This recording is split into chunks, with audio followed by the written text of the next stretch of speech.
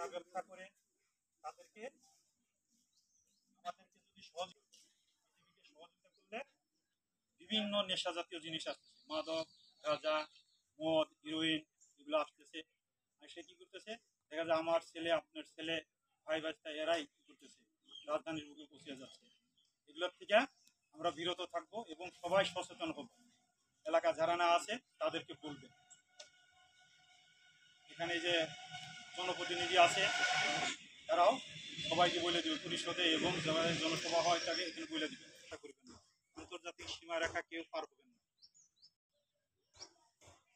দিকে যাচ্ছে এরকম কোনো কিছু না, যারা এই সীমান্তে জমি আছে তাদেরকে বলবেন। দেখেন প্রতিপক্ষ তারা আমাদের বাংলাদেশে হাঁটে না, তাদের রাস্তাতে হাঁটে, কিন্তু আমাদের আইল পর্যন্ত ঘুরিয়ে আমরা যাওয়ার মতো মানে রাস্তা নেই।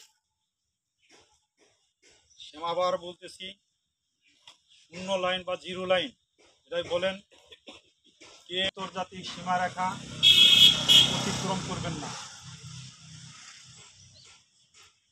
কোনো অপরিচিত লোক দেখলে অবশ্যই বিজিবি ক্যাম্পে সীমান্তে ঘোরাফেরা করতেছে, সে ব্যাপারে অবশ্যই আপনারা খেয়াল করবেন এবং আমাদেরকে জানাবেন যে হ্যাঁ অমুক জায়গাতে এরকম অবৈধভাবে লোক আসছে, বাই আসছে ভারতীয় কোণে বাংলাদেশে, আমাদেরকে জানাবেন। নারী শিশু পাচার, বিদেশের দিকে নারী শিশু পাচার হয়ে যাচ্ছে বাংলাদেশের থেকে ভারতে।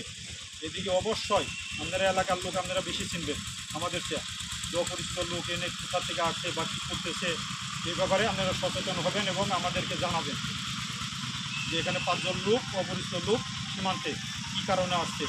অবশ্যই যে কোনো থাকতে পারে, এই জন্য এই ব্যাপারে অবশ্যই আপনারা জানাবেন।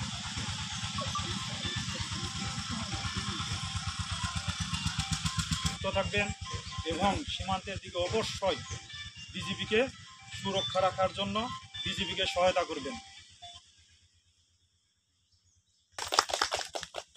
মাদক দ্রব্য কিন্তু কেউ আনবেন না, মাদক দ্রব্য ব্যাপারে কিন্তু কঠোর, এটা সবাই খেয়াল রাখবেন। এগুলো কিন্তু আনারা দেশের যুব সমাজ নষ্ট না করে এটা খেয়াল রাখবেন।